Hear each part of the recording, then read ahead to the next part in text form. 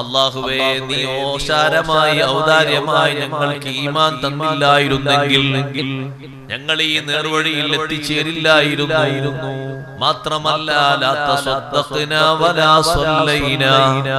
ഞങ്ങൾ ദാനധർമ്മം ചെയ്യില്ലായിരുന്നു, നിസ്കരിക്കില്ലായിരുന്നു, ഒരു പുണ്യകർമ്മങ്ങളിലേക്കും ഞങ്ങളെ ശരീരത്തെ ഞങ്ങൾ നയിക്കില്ലായിരുന്നു. ഈമാൻ നീ തന്നതാണല്ലോ റബ്ബേ. അതുകൊണ്ട് കഷ്ടപ്പാട് അനുഭവിച്ചിട്ടാണ് ഞങ്ങൾ ഇവിടെ മണ്ണ് വെട്ടി നീക്കുന്നത്. ഒരിക്കലും കിട്ടാൻ സാധ്യതയില്ലാത്ത പാറക്കെട്ടുകൾ വരുമ്പോൾ ഹബീബ് സല്ലല്ലാഹു അലൈഹി വസല്ലം തങ്ങളിലേക്ക് മഴു കൈമാറിയിട്ട് 2 പാണ്ട് കല്ലുകൾ വെച്ച് കെട്ടിയ തിരുശരീരം കുടിയിലേക്ക് പതുക്കെ ഇറങ്ങി വന്ന് അവിടുത്തെ കയ്യിൽ ഈ വലിയ മൺവെട്ടി പിടിച്ച് കല്ലുകളെ വെട്ടി നിരത്തുമ്പോഴും സ്വഹാബത്ത് പറയുന്നത്, ഞങ്ങൾക്ക് പരാതിയില്ല, നീ ഞങ്ങൾക്ക് ഈമാൻ തന്നല്ലോ. രാവിലെയും വൈകുന്നേരം വരെയും പട്ടിണി കിടക്കേണ്ടി വന്നാലും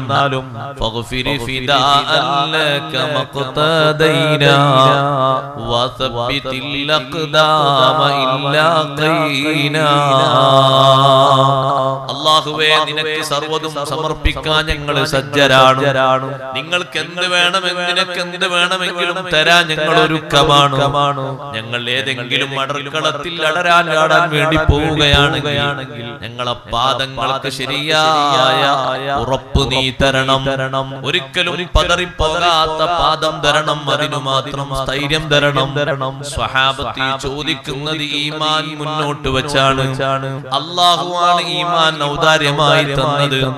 അതുകൊണ്ട് തന്നെ ഏറ്റവും അധികം ഇഷ്ടം വെക്കേണ്ടതും അല്ലാഹുവിനെയാണ്.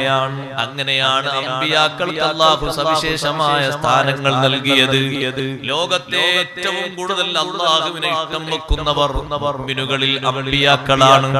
അമ്പിയാക്കളിൽ ഏറ്റവും അധികം അല്ലാഹുവിനെ ഇഷ്ടം വെച്ചത് ഹബീബ് മുഹമ്മദുർ റസൂലുള്ളാഹി സ്വല്ലല്ലാഹു അലൈഹി വസല്ലം തങ്ങളാണ്. ആ ഇഷ്ടത്തിന്റെ ഏറ്റവും വലിയ അടയാളമായിട്ടാണ് തങ്ങളെ ഒന്ന് കാണാനും അല്ലാഹുവിനെ ഒന്ന് കാണാനും അമ്പിയാക്കളിൽ ആരെയും ഇതുപോലെ അല്ലാഹു ക്ഷണിച്ചു വരുത്തിയിട്ടില്ല, സന്ദർഭങ്ങൾ കൊടുത്തിട്ടില്ല. ജിബ്രീൽ അലൈഹിസ്സലാമിന് പോലും പരിധി വെച്ചിടത്ത് നിന്ന് മുന്നോട്ട് നീങ്ങിയത് ലോകത്ത് ഒരേ ഒരാളാണ്. ജിബ്രീലേ, നിങ്ങൾ എന്താണ് എന്റെ കൂടെ വരാത്തത്? ഈ ആകാശത്തിന്റെ അപ്പുറത്ത് നിൽക്കുന്ന സിദ്റത്തുൽ മുൻതഹ എന്ന് പറയുന്ന വടാവൃക്ഷം സ്വഹീഹുൽ ബുഖാരിയിൽ കാണാം. അതിന്റെ ഇലകളൊക്കെ ആനച്ചെവി പോലെ വലിയ വലിയ ഇലകളാണ്. ആ വലിയ ഇലകളിൽ ഒരു ഇലയുടെ മുകളിൽ തന്നെ എത്രയോ ലക്ഷം മലക്കുകളുണ്ട്. അവരെ കറക്റ്റായ കണക്ക് അല്ലാഹുവിനല്ലാതെ ആർക്കും അറിയില്ല. ലോക ചരിത്രത്തിൽ ഏറ്റവും കൂടുതൽ ആ മരം പ്രശോഭിച്ചു നിന്നത് അന്നത്തെ ഒരു രാവിലാണ്, റജബ് 27 രാവിലാണ്. അവിടെ എത്തിയപ്പോൾ ഇനി മുന്നോട്ട് വരാൻ എനിക്ക് ഒക്കില്ല. എന്തുകൊണ്ട് ജിബ്രീൽ നിങ്ങൾ മുന്നോട്ട് വരാത്തത്? ഇത്രയും നേരം നിങ്ങൾ എന്റെ യാത്രയിൽ എന്റെ ഗൈഡാണ്. മസ്ജിദുൽ ഹറാമിന്റെ പൂമുഖത്ത് നിന്ന് തുടങ്ങിയ ഈ യാത്ര മസ്ജിദുൽ അഖ്സയിൽ ഞൊടിയിട കൊണ്ട് എത്തിയപ്പോഴും നിങ്ങൾ എന്റെ കൂടെയുണ്ട്. സബഉ സമാവാത്തിലും നിങ്ങൾ എന്റെ കൂടെയുണ്ട്. സ്വർഗം കാണാനും നരകം കാണാനും ഒക്കെ നിങ്ങൾ എന്റെ കൂടെയുണ്ട്. സിദ്റത്തുൽ മുൻതഹയിൽ നിന്ന് നിങ്ങൾ വേർപിരിയുകയാണോ? ഇവിടെ വെച്ചാണോ കൂട്ടുകാരനെ പിരിയുന്നത്? ജിബ്രീൽ അലൈഹിസ്സലാം പറഞ്ഞു, അതെ, ഇവിടെ വെച്ച് എനിക്ക് വരാൻ കഴിയില്ല. കാരണം ഞാൻ ഇവിടുന്ന് അങ്ങോട്ട് പ്രവേശിച്ചു കഴിഞ്ഞാൽ അപ്പുറത്തുള്ള നൂറ് സ്വീകരിക്കാൻ കഴിയാതെ എന്റെ ശരീരം ചുട്ട് കരിഞ്ഞു പോകും. എന്റെ ശരീരം കത്തിച്ചാമ്പലായി പോകും. അല്ലാഹു എന്നെ പടച്ചത് 100 കൊണ്ടാണെങ്കിലും മണ്ണ് കൊണ്ട് പടച്ച തങ്ങൾക്കാണ് അല്ലാഹു മഹത്വം നൽകിയിരിക്കുന്നത്. ഏറ്റവും കൂടുതൽ അല്ലാഹുവിനെ അറിഞ്ഞ നേതാവ് ഹബീബ് റസൂലുള്ളാഹി സ്വല്ലല്ലാഹു അലൈഹി വസല്ലം. ഏറ്റവും കൂടുതൽ അല്ലാഹുവിനെ സ്നേഹിച്ച നേതാവ് അല്ലാഹുവിനെ കാണാൻ അല്ലാഹു കൊടുത്ത അനുവാദപ്രകാരം സിദ്റത്തുൽ മുൻതഹയും കടന്ന് അല്ലാഹുവിന്റെ സവിധത്തിലേക്ക് പ്രവേശിക്കുമ്പോ ലോകത്ത് ഒരേ ഒരാൾക്ക് മാത്രം അല്ലാഹു നൽകിയ വലിയ സമ്മാനമാണത്. അല്ലാഹുവിനെ കാണാൻ കാണാനും കണ്ട് സംസാരിക്കാനും മുഅ്മിനുകളെ ബാക്കിയുള്ളവർക്ക് അല്ലാഹു ഇടം നൽകുന്നത് പരലോകത്താണ്. ഹബീബ് റസൂലുള്ളാഹി സ്വല്ലല്ലാഹു അലൈഹി വസല്ലം അല്ലാഹുവിന്റെ സവിധത്തിലെത്തി അല്ലാഹുവിനെ അഭിവാദ്യങ്ങൾ അർപ്പിച്ചു. ജിബ്രീൽ അലൈഹിസ്സലാമിന് വരെ പ്രവേശനമില്ലാത്ത ഘട്ടം വന്നപ്പോ ജിബ്രീൽ അലൈഹിസ്സലാം പറഞ്ഞു, നബിയേ, അങ്ങേക്ക് മുമ്പ് ഒരാൾക്കും അനുവാദം നൽകപ്പെട്ടിട്ടില്ല, അങ്ങേക്ക് ശേഷം ഇനി ഒരാൾക്കും അനുവാദം നൽകപ്പെടുകയുമില്ല. എന്തേ നിങ്ങൾക്ക് മാത്രം ഇങ്ങനെ അനുവാദം കിട്ടാനുള്ള കാരണം? അവിടുന്ന് അല്ലാഹുവിന്റെ ഹബീബാണ്. ഈമാനിലെ ഏറ്റവും വലിയ മഹബ്ബത്ത് നേടിയ ഹബീബ് റസൂലുള്ളാഹി സ്വല്ലല്ലാഹു അലൈഹി വസല്ലം നിങ്ങൾക്ക് അല്ലാഹു നൽകിയ വലിയൊരു സമ്മാനമാണ്. എന്നാൽ തൊട്ടുതായ നോക്കൂ, ഖലീലുല്ലാഹി ഇബ്രാഹിം അലൈഹിസ്സലാം. ആ ഇബ്രാഹിം നബി അലൈഹിസ്സലാം അല്ലാഹുവിന്റെ ഹുബ്ബിന് വേണ്ടി ബാക്കിയെല്ലാം ചെറുതായി കണ്ട മഹാനാണ്. മലക്കുകൾ ചോദിച്ചു, അല്ലാഹുവേ, നിനക്ക് എങ്ങനെ ഒരു ഖലീൽ ഉണ്ടാകും? നീ ഏകനാണല്ലോ, നിനക്ക് ശരീക്കായി ആരുമില്ലല്ലോ, നിനക്ക് പിന്നെ എങ്ങനെ ഒരു ഖലീൽ ഉണ്ടാകും? മലക്കുകളെ, എന്റെ ഖലീലിന്റെ അർത്ഥം നിങ്ങൾക്ക് തിരിയണമെന്നുണ്ടെങ്കിൽ നിങ്ങൾ ഖലീലിനെ ഒന്ന് സമീപിച്ചു നോക്കൂ. ആ ഖലീലിന്റെ ജീവിതത്തിൽ അത്യാവശ്യമായി വരുന്ന സൗകര്യങ്ങൾ, സംവിധാനങ്ങൾ എനിക്ക് വേണ്ടി ത്യജിക്കാൻ പറഞ്ഞാൽ വല്ല മടിയുണ്ടോ എന്ന് നിങ്ങളൊന്ന് പോയി നോക്കണം. അപ്പോൾ നിങ്ങൾക്ക് എന്റെ ഖലീലിനെ അനുഭവിക്കാം. അതാ വരുന്നു സയ്യിദുനാ ജിബ്രീൽ അലൈഹിസ്സലാം. ജിബ്രീൽ അലൈഹിസ്സലാം മനുഷ്യവേഷത്തിൽ വന്നു. ബഹുമാനപ്പെട്ട ഇബ്രാഹിം നബി അലൈഹിസ്സലാം അല്ലാഹു സുബ്ഹാനഹു വ തആല നൽകിയ സമ്പത്തനുസരിച്ച് ഇബ്രാഹിം നബി അലൈഹിസ്സലാമിന് ഒട്ടകങ്ങളുണ്ട്, ആടുകളുണ്ട്, മാടുകളുണ്ട്, ഇഷ്ടം പോലെയുണ്ട്. ജിബ്രീൽ അലൈഹിസ്സലാം ഒന്ന് ചോദിക്കുന്നത് മലക്കാണ് എന്നുള്ള വിഷയം പറയാതെ മനുഷ്യവേഷത്തിൽ വന്ന് ചോദിക്കുന്നത്, നിങ്ങൾ അല്ലാഹുവിന്റെ ഖലീലല്ലയോ? അതെ, ഞാൻ അല്ലാഹുവിന്റെ ഖലീലാണ്. റബ്ബിന് വേണ്ടി എന്തും തരാൻ നിങ്ങൾ ഒരുക്കമാണോ? എന്തും തരാൻ ഞാൻ ഒരുക്കമാണ്. എന്നാൽ നിങ്ങൾക്ക് അല്ലാഹു നൽകിയ സമ്പത്തിൽ നിന്നൊരു ഭാഗം നിങ്ങൾ എനിക്ക് തന്നേക്കുമോ? ഇത് ചോദിക്കുമ്പോ ഖലീലുല്ലാഹി ഇബ്രാഹിം അലൈഹിസ്സലാമിന്റെ മുന്നിൽ ഒരു തടസ്സവുമില്ല. ഇബ്രാഹിം നബി അലൈഹിസ്സലാം പറയുന്നത്, നിങ്ങൾ അല്ലാഹുവിനെ ഒന്ന് വാഴ്ത്തിക്കോളൂ, എന്നിട്ട് എന്റെ സമ്പത്തിന്റെ ഒരു കാൽഭാഗം നിങ്ങൾ അങ്ങോട്ട് മാറ്റിവെച്ചു. ഒട്ടകങ്ങളിൽ നിന്ന്, ആടുകളിൽ നിന്ന്, മാടുകളിൽ നിന്ന് കാൽഭാഗം മാറ്റിവെച്ചു. വന്ന മനുഷ്യ രൂപത്തിൽ വന്ന മലക്ക് അവിടുന്ന് പറഞ്ഞു, സുബ്ഹാനൽ മലിക്കിൽ ഖുദ്ദൂസ്. അല്ലാഹുവിന്റെ പരിശുദ്ധി വാഴ്ത്തിക്കൊണ്ടൊരു ദിക്ർ ചൊല്ലി നമ്മളെല്ലാവരും വിത്ർ നിസ്കാര ശേഷം ചൊല്ലൽ സുന്നത്തുള്ള ദിക്റാണ്. സുബ്ഹാനൽ മലിക്കിൽ ഖുദ്ദൂസ് 3 പ്രാവശ്യം ചൊല്ലണം. 3ാമത്തെ പ്രാവശ്യം കുറച്ച് ഉറക്കെ ചൊല്ലണം. അത് കഴിഞ്ഞിട്ട് സുബ്ബൂഹുൻ ഖുദ്ദൂസും റബ്ബുൽ മലായികത്തി വറൂഹ്. ഈ ദിക്ർ ഇബ്രാഹിം നബി അലൈഹിസ്സലാം കേൾക്കുമ്പോൾ ഇബ്രാഹിം നബി അലൈഹിസ്സലാമിന്റെ മനസ്സിൽ വന്നൊരു ഹുബ്ബ്, ഞാൻ ഏറ്റവും കൂടുതൽ അംഗീകരിക്കുന്ന, ഏറ്റവും കൂടുതൽ ഇഷ്ടം വെക്കുന്ന, എന്റെ എല്ലാ ഹറക്കാത്തിലും സക്കനാത്തിലും എനിക്ക് കൂടുതൽ ഇഷ്ടം വെക്കാൻ സാധിക്കുന്ന അല്ലാഹുവിനെയാണല്ലോ പറയുന്നത്. സുബ്ബൂഹുൻ ഖുദ്ദൂസും റബ്ബുൽ മലായികത്തി വറൂഹ് എന്ന ദിക്ർ ജിബ്രീൽ അലൈഹിസ്സലാം ചൊല്ലിയപ്പോൾ വൈകേണ്ടതില്ല, എന്റെ സ്വത്തിന്റെ കാൽഭാഗം നിങ്ങൾ എടുത്തു നീക്കിക്കോളൂ. അതിന് ഒരു ഭാഗത്തേക്ക് നിങ്ങളുടേതായി നിങ്ങൾ തെളിച്ച് നീക്കി വെച്ചോളൂ. രണ്ടാമതും ചൊല്ലി സുബ്ബൂഹുൻ ഖുദ്ദൂസുൻ റബ്ബുൽ മലായികത്തി വറൂഹ്. നിങ്ങൾ താമസിക്കേണ്ടതില്ല, എന്റെ സ്വത്തിന്റെ പകുതി ഭാഗം നിങ്ങൾ എടുത്തോളൂ, ബാക്കിയുള്ളതിൽ നിന്ന് പകുതി ഭാഗം എടുത്തോളൂ. അതാ ഒരു ഭാഗത്തേക്ക് ആട്ടിൻപറ്റങ്ങളെയും ഒട്ടകക്കൂട്ടങ്ങളെയും പശുക്കുട്ടികളെയും ഒക്കെ നീക്കി വെക്കുന്നു. മൂന്നാമതും ചൊല്ലി സുബ്ബൂഹുൻ ഖുദ്ദൂസുൻ റബ്ബുൽ മലായികത്തി വറൂഹ്. മുഴുവൻ സമ്പത്തും ആടുകളെയും ഒട്ടകങ്ങളെയും മാടുകളെയും നീക്കി വെക്കുകയാണ് ഇബ്രാഹിം നബി അലൈഹിസ്സലാം പറയുന്നത്. നാലാമതും ഇനി നിങ്ങൾ ചൊല്ലിയാൽ നിങ്ങൾക്കൊരു ഖിദ്മത്ത് ചെയ്യുന്ന അടിമയായി ഞാൻ കൂടെ വരാം. കാരണം നിങ്ങൾ ഞാൻ ഏറ്റവും അധികം ഇഷ്ടം വെക്കുന്ന റബ്ബിനെയാണല്ലോ നിങ്ങൾ പറയുന്നത്. റബ്ബിനെ പറയുമ്പോഴേക്ക് എന്റെ മനസ്സിൽ വരുന്ന സന്തോഷം അനിർവചനീയമാണ്. അള്ളാഹുവിനെ പറയുമ്പോഴേക്ക് എനിക്ക് കിട്ടുന്ന സുഖത്തിന് അതിർവരമ്പുകളില്ല. അതുകൊണ്ട് നാലാമതും നിങ്ങൾ ചൊല്ലിയാൽ സമ്പത്ത് മുഴുവനും നിങ്ങൾക്ക് നീക്കി തന്നു. ആ സമ്പത്തിന്റെ കാവൽക്കാരായിട്ട് ഞാൻ ഇവിടെ കൊണ്ടുപോകാറുള്ളത് നായകളെയാണ്. ബഹുമാനപ്പെട്ട ജിബ്രീൽ അലൈഹിസ്സലാമിനോട് 12 നായകളെയും കൊണ്ടുപോകാൻ പറഞ്ഞു. ആ 12 നായകളെ നീക്കി വെക്കുമ്പോ ജിബ്രീൽ അലൈഹിസ്സലാം നോക്കുമ്പോ നായയുടെ കഴുത്തിലൊക്കെ നല്ല സ്വർണ്ണമാലയുണ്ട്. നായയുടെ കഴുത്തിൽ ആ സ്വർണ്ണമാല. സ്വർണത്തിന് അത്ര വലുപ്പേ ഉള്ളൂ. വലുപ്പമുള്ളത് ഏറ്റവും കൂടുതൽ സ്ഥാനവും ബഹുമാനൊക്കെ കൽബിലുള്ളത് അല്ലാഹുവിനോട് മാത്രമാണ്. അല്ലെങ്കിൽ നായന്റെ കഴുത്തിൽ ആരോ സ്വർണ്ണമാല കിട്ടും. ഇബ്രാഹിം നബി അലൈഹിസ്സലാം 12 നായകളെയും കൊടുത്തു. ഈ നായകൾ അവർക്കുള്ള കാവൽക്കാരാണ്.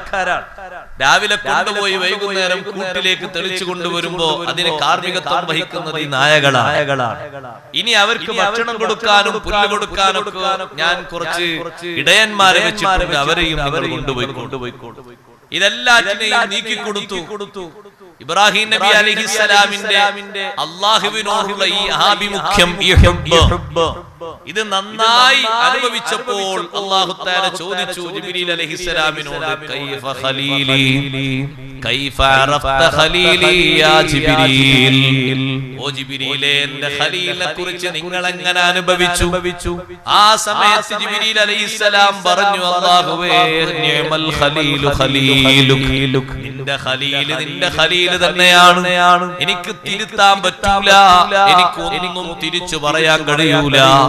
കാരണം ജീവിതത്തിന്റെ വിഷയങ്ങൾക്ക് ആവശ്യമായിട്ടുള്ള നിത്യോപയോഗ വസ്തുക്കളാണ് അല്ലാഹുവിനെ ചൊല്ലി തന്നിരിക്കുന്നത്.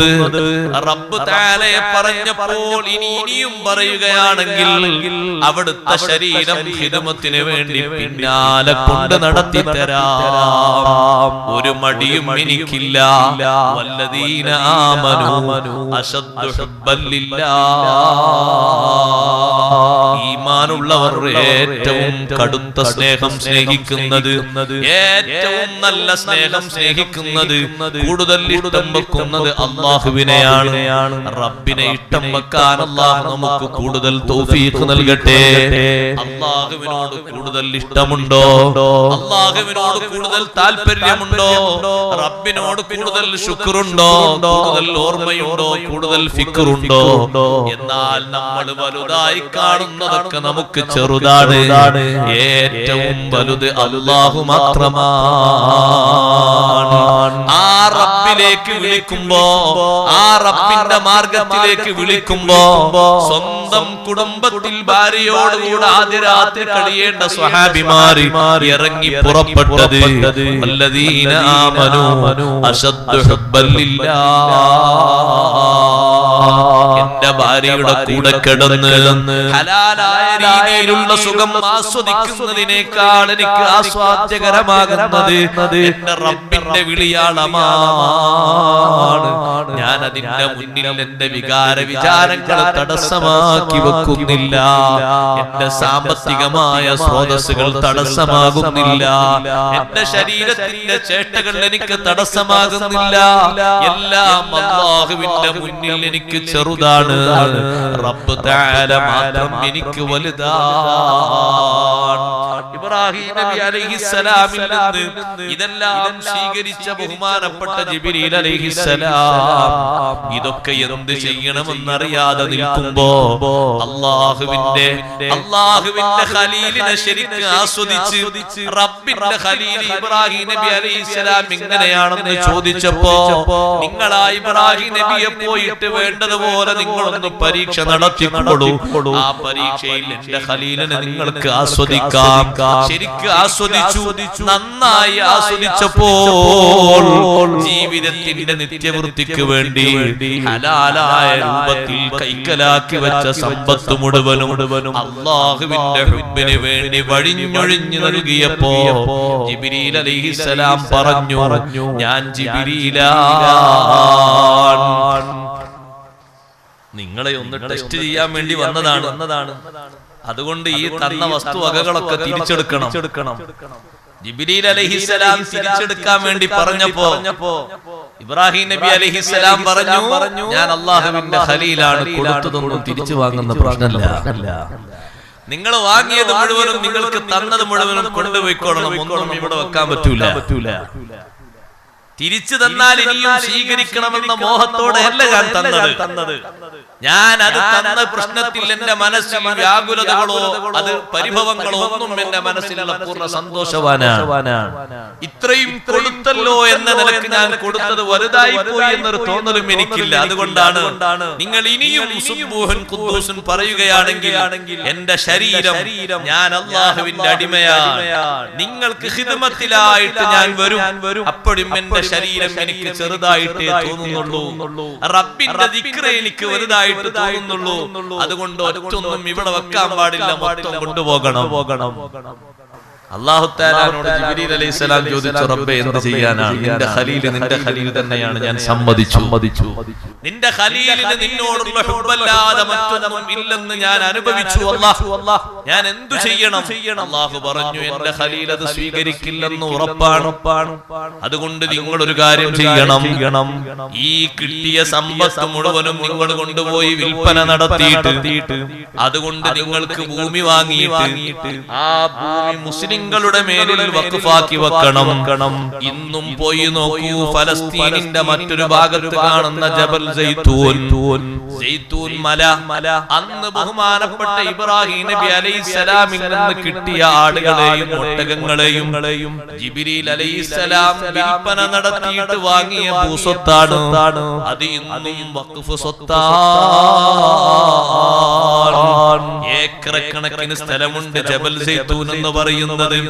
മസ്ജിദുൽ അഖ്സയിൽ നിന്ന് നോക്കിയാൽ കാണുന്ന മലയാണ് ജബൽ സൈത്തൂൻ. ആ സൈത്തൂൻ മലയിലാണ് ഇബ്രാഹിം നബി അലൈഹിസ്സലാം അന്തി ഉറങ്ങുന്നത്.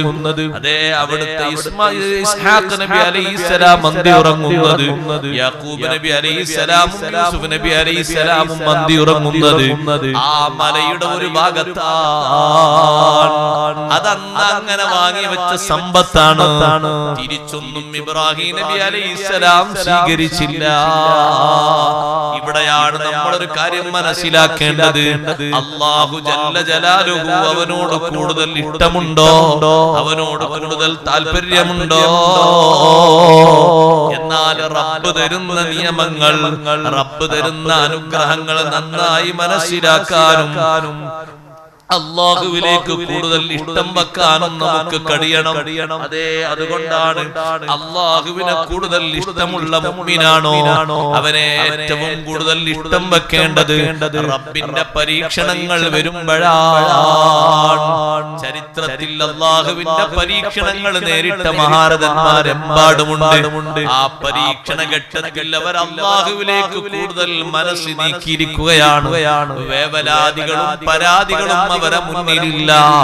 ഇത്രയല്ലേ ഉള്ളൂ എന്ന നിലക്കല്ലേ അവർ കണ്ടത്. കഠിനമായ പ്രയാസം അനുഭവിച്ച സ്വഹാബിമാർ ഹബീബ് റസൂലുള്ളാഹി സ്വല്ലല്ലാഹു അലൈഹി വസല്ലം തങ്ങളെ മുന്നിൽ വന്ന് ആവലാതി പറഞ്ഞപ്പോ ഒരു പ്രയാസവും നിങ്ങൾക്കുണ്ടാകില്ല എന്നല്ല തങ്ങൾ അവരോട് പറഞ്ഞത്. മുൻഗാമികളിലേക്കൊന്ന് നിങ്ങൾ നോക്കൂ.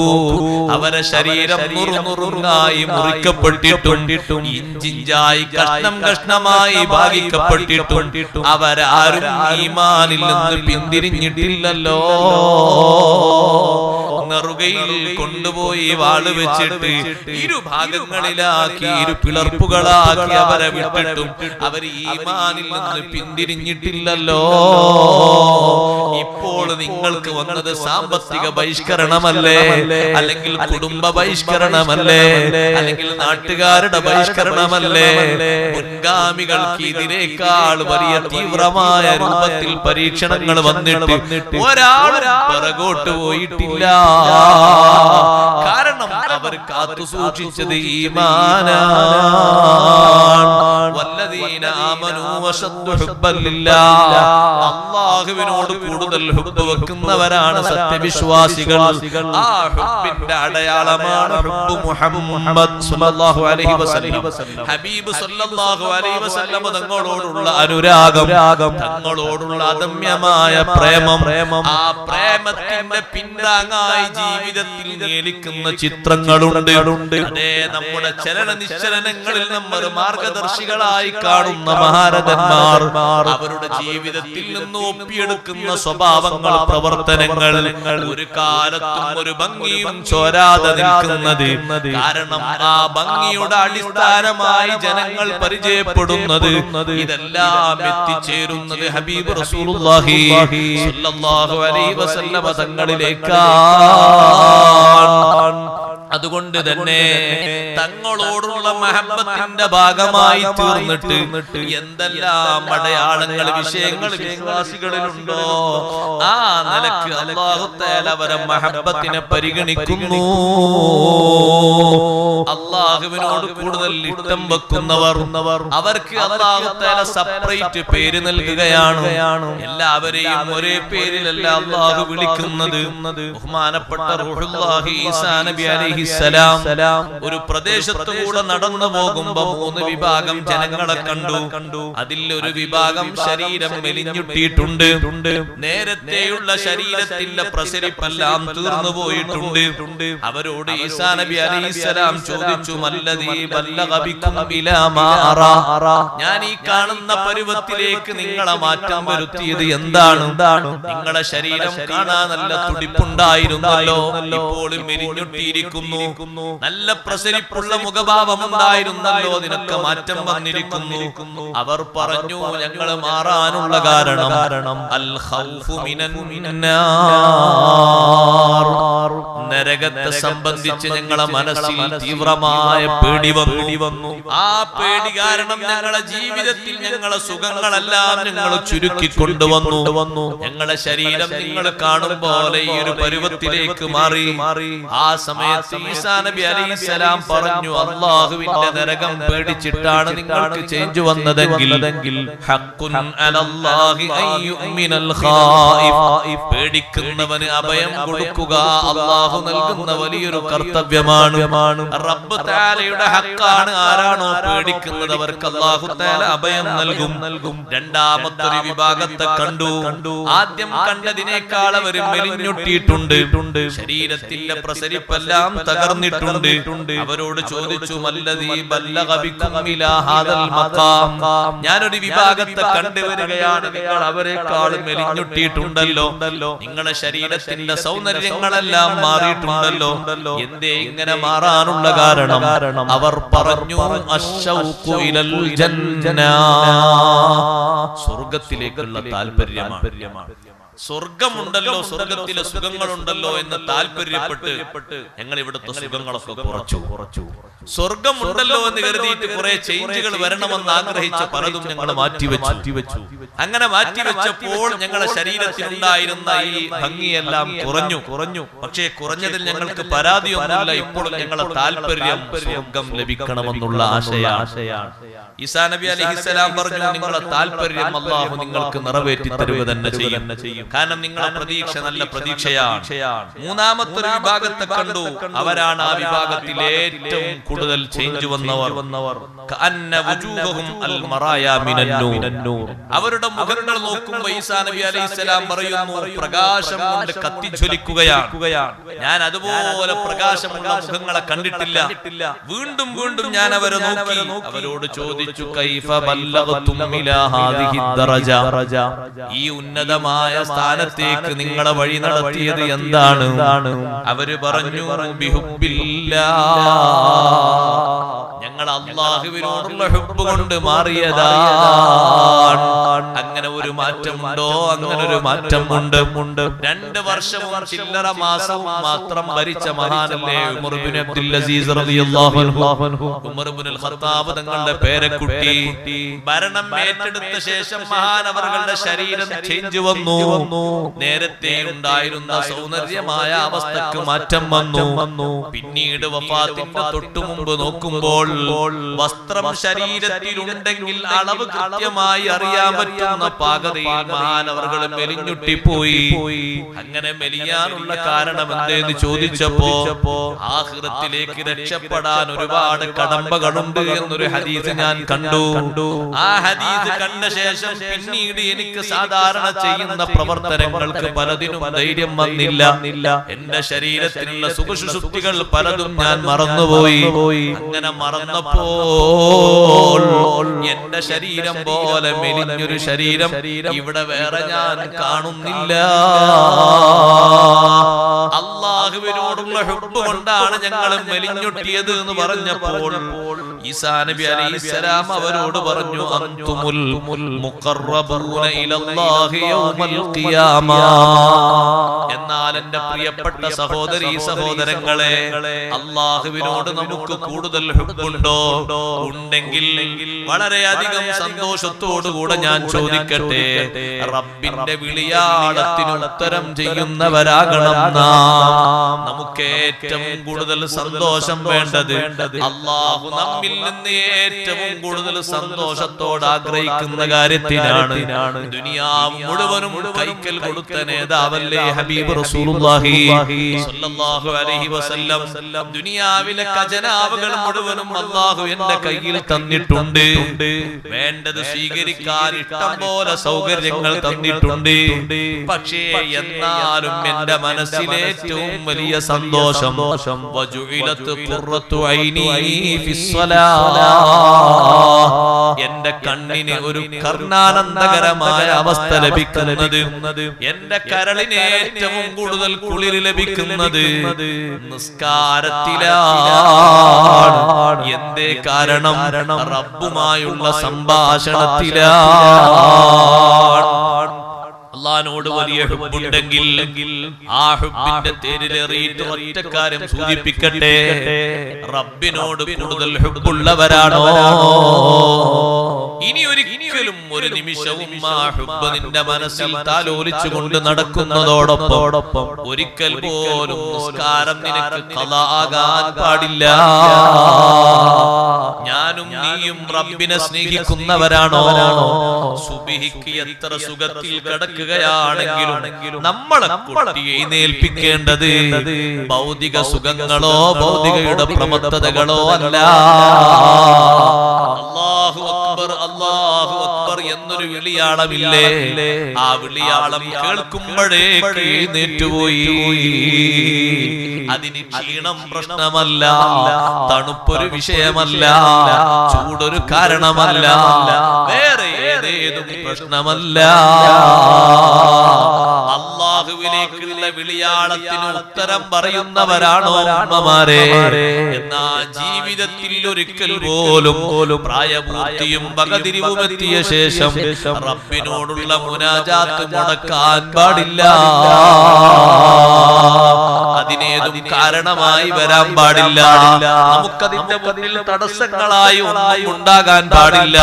നമ്മുടെ സമ്പത്തും സമ്പാദ്യവും സന്താനങ്ങളും ഒന്നും അതിനൊരു വിഘാതമാകാതെ കഴിവിന്റെ പരമാവധി യുവത്വത്തിന്റെ തുടക്കം മുതൽക്ക് ജീവിതത്തിന്റെ അന്ത്യം വരെ ഒരു നിസ്കാരവും ഞാൻ ഖളാ ആയിട്ടില്ല എന്നൊരു പരുവത്തിലേക്ക് എത്തിച്ചേരാനുള്ള ഹുബ്ബാകണം നമ്മുടെ ഹുബ്ബ്. അല്ലാഹു അങ്ങനെ ആക്കി തീർക്കുമാറാകട്ടെ.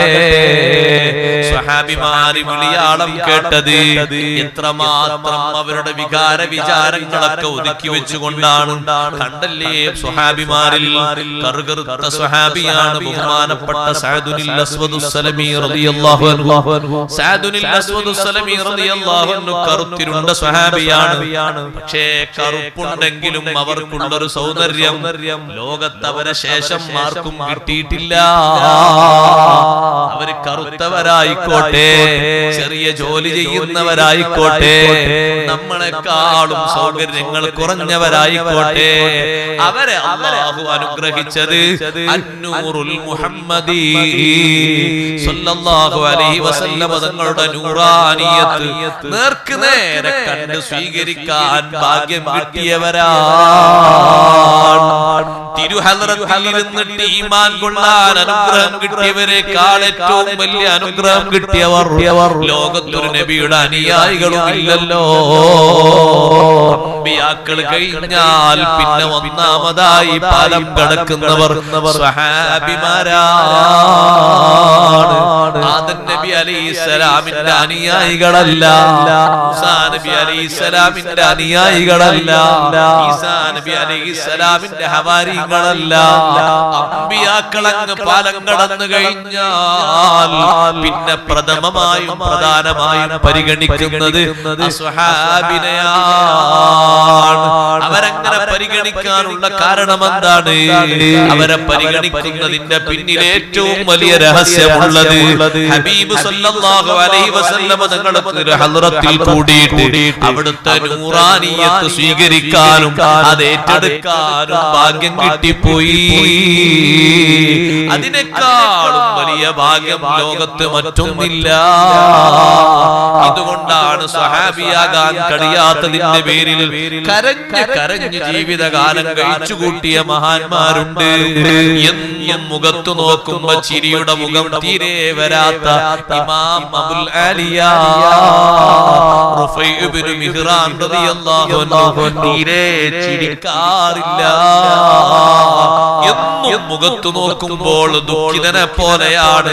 ചോദിക്കുമ്പോ മറുപടി പറയുന്നത് ഒന്നുമല്ല. സ്വഹാബിമാരൊക്കെ കണ്ട നബിയെ ഹയാത്ത് കാലത്ത് എനിക്ക് കാണാനൊത്തില്ലല്ലോ.